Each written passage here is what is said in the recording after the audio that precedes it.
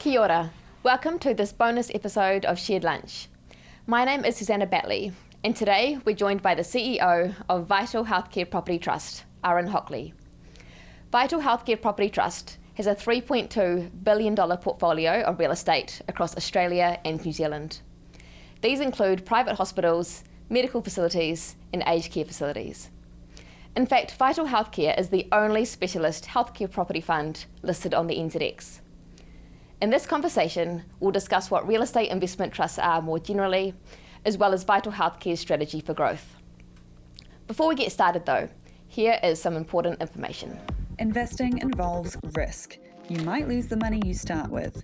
We recommend talking to a licensed financial advisor. We also recommend reading product disclosure documents before deciding to invest. Everything you're about to see and hear is current at the time of recording. Welcome, Aaron. Thank you. Thanks for having me.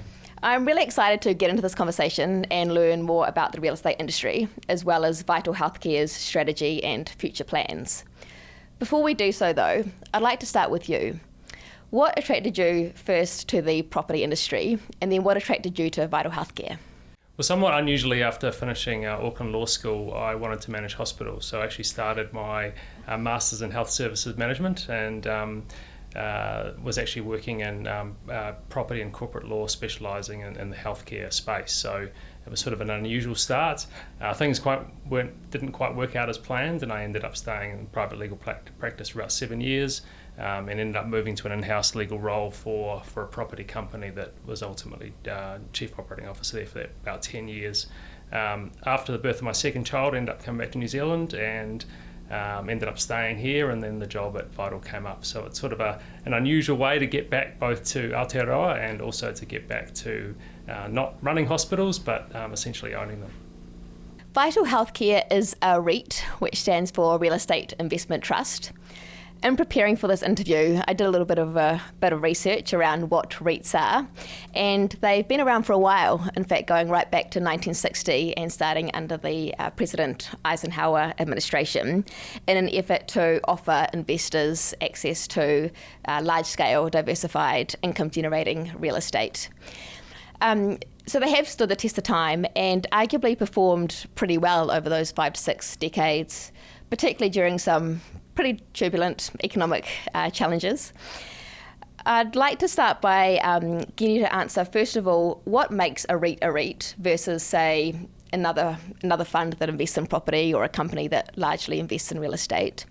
And then secondly, why do you think REITs have performed so well over such a long period? Well, certainly taught me something. I didn't realise that history about REITs either. I didn't realise what REITs were until I started as General Counsel of one, I have to say. But essentially a REIT is an investment vehicle, as you say. It should derive the majority of its income from rent, and it should be incorporated in a way to maximise the tax benefits for unit holders. In our case, that's the pie structure. So any investors in us that earn more than $48,000 per annum essentially pay a lower tax rate through investing in us. And that's essentially the government trying to direct more investment into real estate, noting that commercial real estate in particular has long-dated benefits for society. In our case, we're providing a number of private and public healthcare facilities across Australia and New Zealand.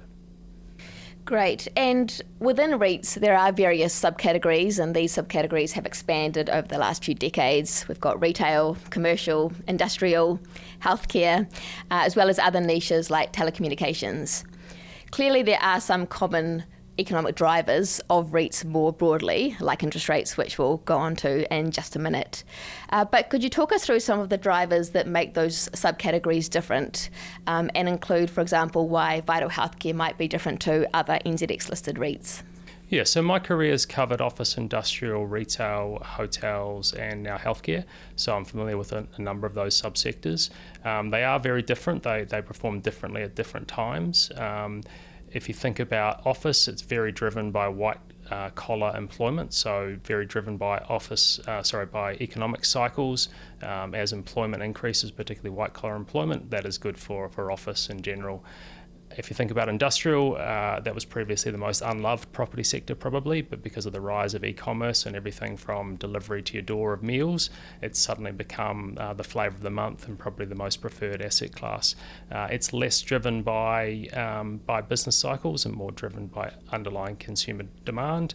And then finally, retail being the last core property sector, very much driven by consumers and how consumers are feeling at any point in time.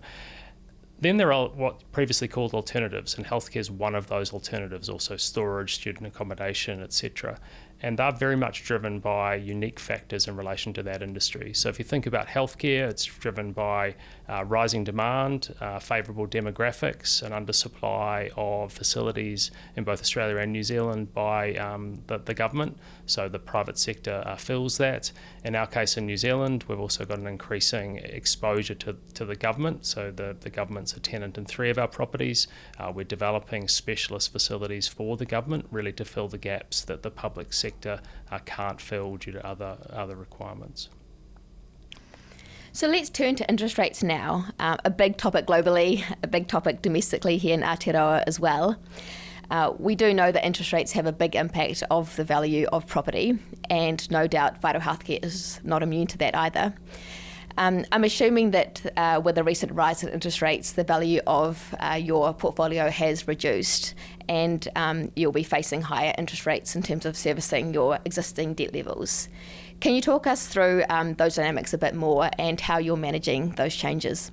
Yeah, I think if you think about valuations, probably most of your listeners are aware of how the residential property market works, and it's very much like that. So if you think about your ability to go out or your willingness to pay for a property, the more interest rates go up, the less willing you are to pay for property, or the less able you're able to support a mortgage. So that affects the price you're able or willing to pay. It's the same for commercial property. So as interest rates rise, property valuations decline accordingly, and the reverse is true. When interest rates decline, property values rise. So we've been affected by that. The nature of our structure means that our fees go down as property valuations decline. So investors pay a base management fee based off property valuation. So there is a little bit of a benefit from the nature of our structure. And as you mentioned, there is the other impact. So as interest rates go up, the costs of servicing the debt we have against our assets rises, and that results in lower returns for our unit holders. And just to dig into that a bit more, do you have any ability to pass on those higher interest costs to your tenants, or do you hedge to sort of help with mitigating those risks of interest rates rising? Yeah, so one of the things that we missed in this current rising cycle of interest rates was we were relatively lowly hedged. So we have addressed that. So we've taken hedging up significantly. It's now sitting about 80%. So 80% of our interest costs are now fixed. That should insulate our investors going forward should there be any interest rate rises. We denominate the bulk of our debt in Australia, so we're much more affected by Australian interest rate rises than New Zealand interest rate rises. And the other question around our ability to pass it on to tenants, not directly. Our weighted average lease expiry is nearly 19 years, so the bulk of our leases have a long way to run. However, the bulk of our leases have annual rent reviews which are aligned in some way to CPI. So in times of heightened inflation, which is often the reason why you have higher interest rates, our rents are going up as well. Got it. I would like to move on to valuation and valuation metrics to assess REITs and compare different REITs and how they're performing. When we look at general company shares that might be listed on an exchange, we look at metrics like EV to EBITDA ratios, price to earnings or PE ratios, as well as dividend yields. I do see dividend yields being used to assess REITs, but we also see some other metrics too. Funds from operations, FFO being a big one, as well as net asset values. Can you talk us through these metrics and why they might be more appropriate for valuing REITs and assessing which REITs are performing more strongly versus others? Yeah, so the first thing I'd say is that the most important measure in my mind for measuring REITs is what's called AFFO, or adjusted funds from operations. So that's essentially your ongoing earnings with anything that's unusual or one-off stripped out from the earnings. So that assesses your property's returns on a real basis. So what are your properties actually returning on a cash basis? So that to me is the most important measure, and it drives everything else. It drives the distributions that we can pay, it drives the debt that we can service, etc. Property is very low risk compared with other investments, particularly if something like healthcare. I mean, we've got a 19-year weighted average lease expiry, which provides very high income security for our investors. And so, as a result, you should receive a lower return because it's less risky. So over time, you should receive a higher term, but year on year, you may receive a lower return to account for the lower volatility in those returns. Yeah, a more predictable income. Exactly. It's very difficult to compare a property company versus an operating company because of the volatility is different. It's much easier to compare property companies versus other property companies. And as I said, the AFFO metric is probably the best metric for constantly measuring different property groups. So while AFFO might be that key metric, you also report on other metrics like occupancy rates, the lease tenure, which you've talked about being around 19 years, as well as debt levels. Can you talk us through these other metrics? And curious to know, what does good and bad look like for those metrics for Vital Healthcare? Yeah, look, it's really hard to say that one thing is good and bad. I mean, we point to a few metrics because they're good for us, but they may not be good for other sectors. And a good example of that is in industrial, because somewhere like Auckland has such low vacancy in industrial rates are going up quite a lot at the moment. So that means that if you have a lower weighted average lease expiry term in industrial, that's probably a good thing for you. That'd be quite different if you're in an office and retail at this point in time. For us, it's really the combination of the metrics. So we point to a few altogether, and that being the long weighted average lease expiry, limited upcoming vacancies, high occupancy, and low maintenance capex. And all of those things together mean that there's very limited leakage from the things that we earn. So we don't have to pay out a lot of tenant incentives, for example. We're not paying out a lot in terms of upkeep to our buildings. We're able to pass on as much as possible, or a very high proportion, around 90% of what we earn back to our unit holders. That probably helps with that risk profile as well, as if you're not doing all of that maintenance capex, those costs have been rising a lot. So reduced exposure to that volatility. That's right.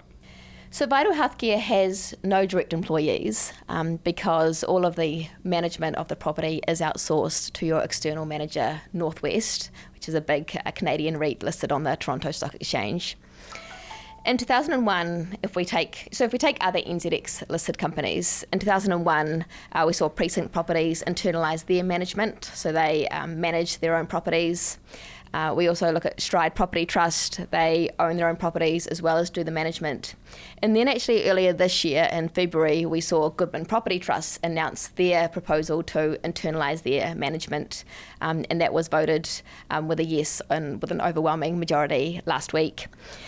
Could you talk us through the pros and cons of those two models? And I'm interested to know whether that's something that you periodically look at. Would unit holders be better off if that management was done in-house versus using that external management provider?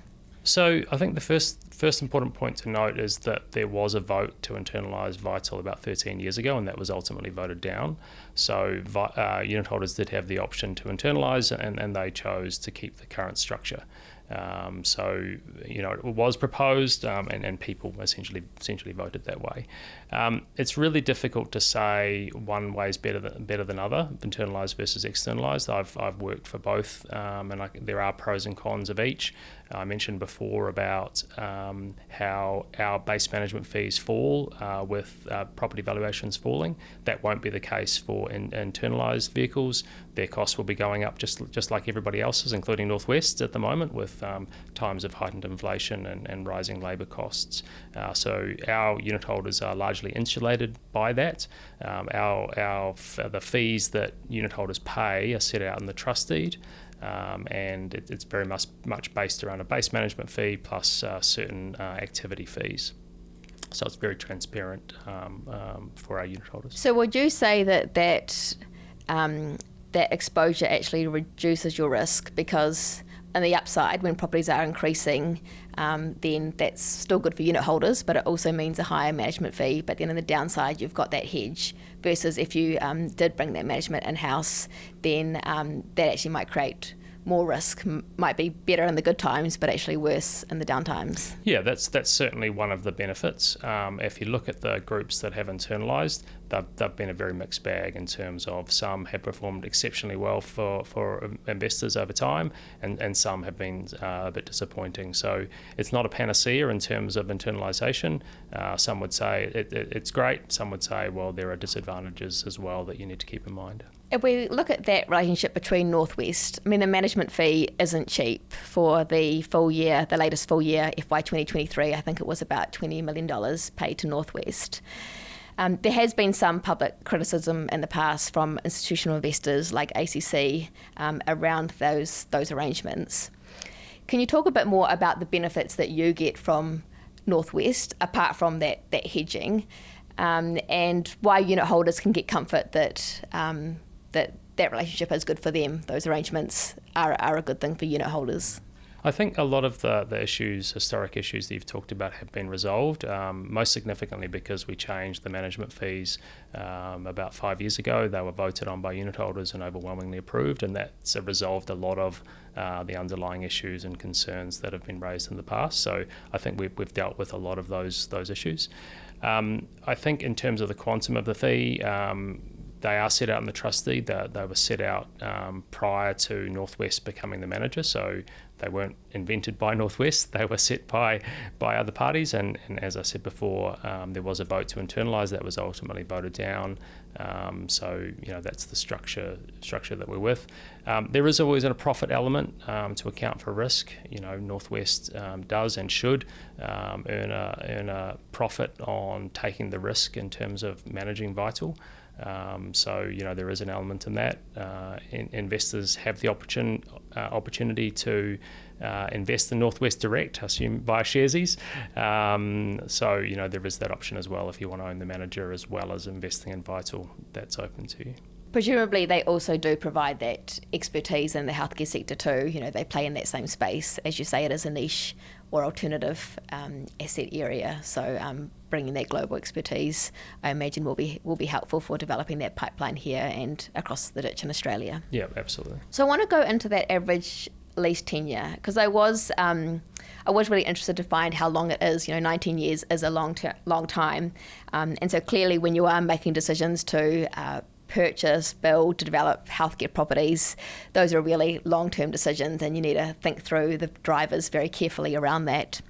And if we take one of the big ones being interest rates in terms of a driver of property, at the moment interest rates do feel high. They have come up a lot over the last couple of years, but we've been in this, what I think is a really interesting period with interest rates, where they've effectively been declining since the 1980s up until a couple of years ago, including a sustained period of ultra low interest rates.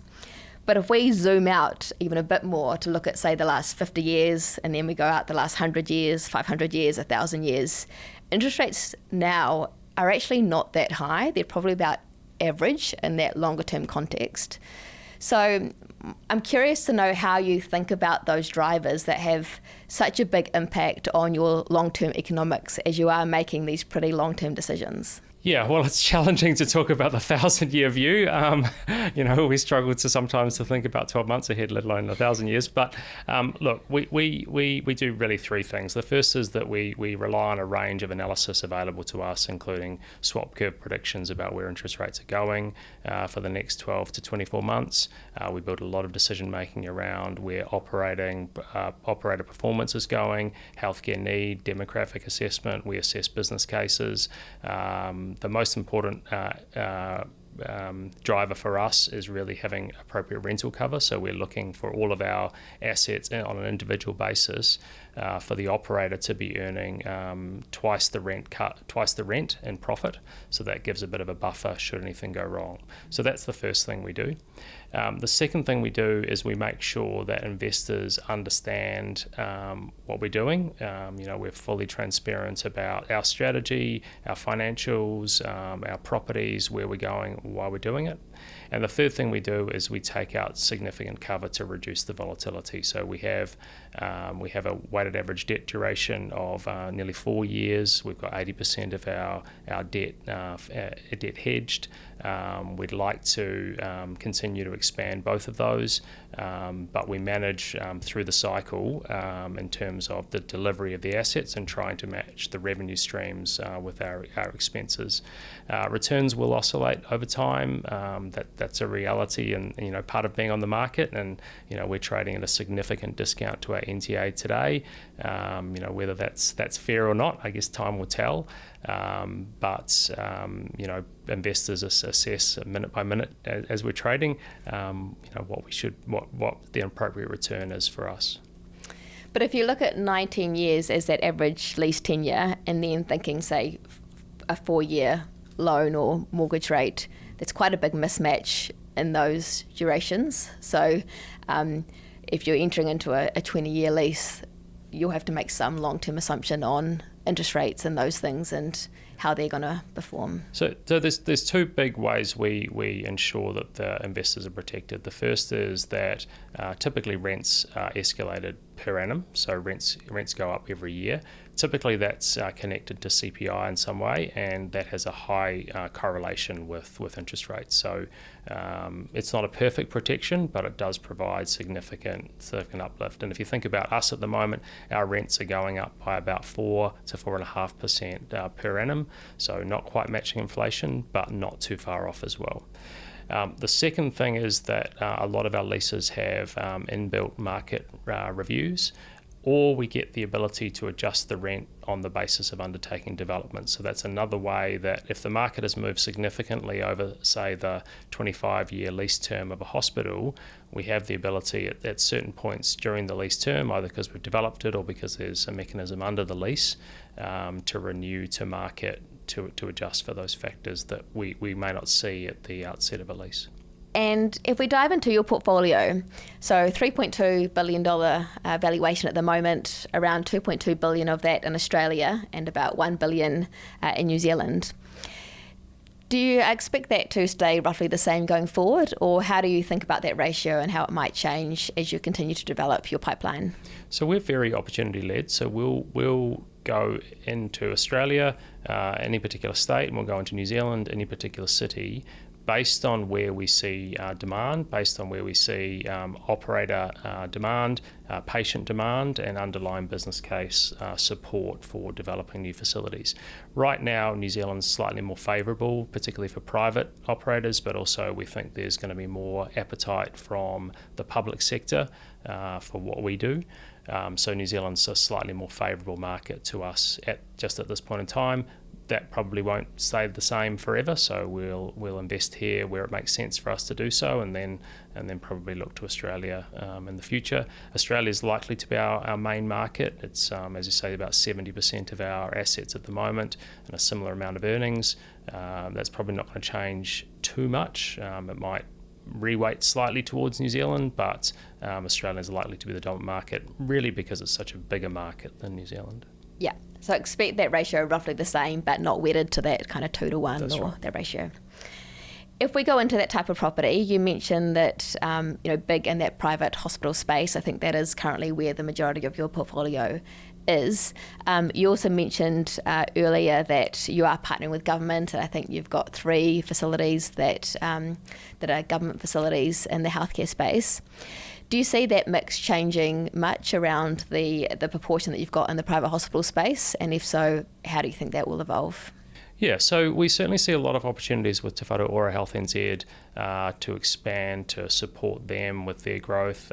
There's a lot of challenges, as your listeners will be aware, on the public purse in New Zealand at the moment, but we still need healthcare delivery. We still need facilities that doctors, nurses and other clinicians can operate out of.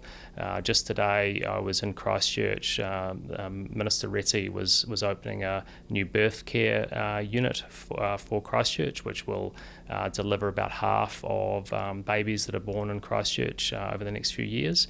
That's actually one of our facilities. If you arrive at the facility, you wouldn't know that we own it. It's right next to the public hospital.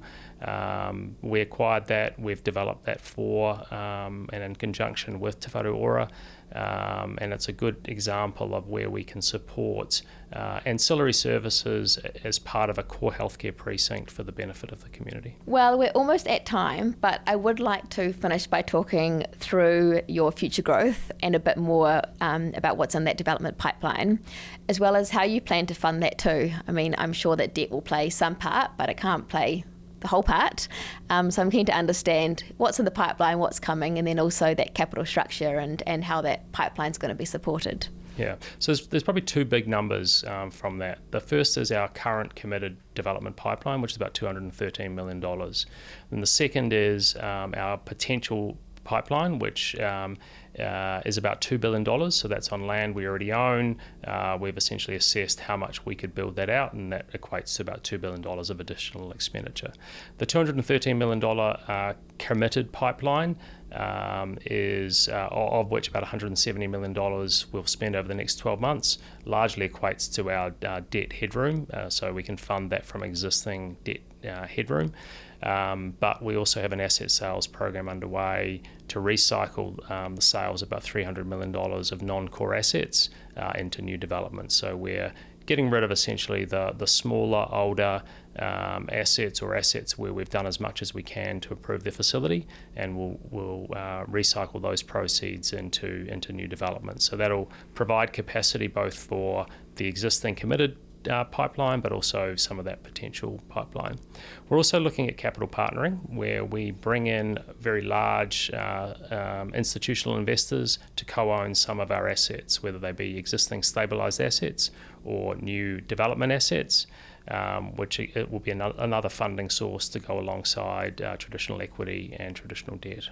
Great. Well, thank you for tuning in, everybody, and a massive thanks to Aaron for your time and for joining us. We really appreciate it. You can watch Shared Lunch on YouTube or follow the podcast on Apple, Spotify, or wherever you get your podcasts. Leave us a rating and comment about what you'd like to hear about next. Enjoy the rest of your week.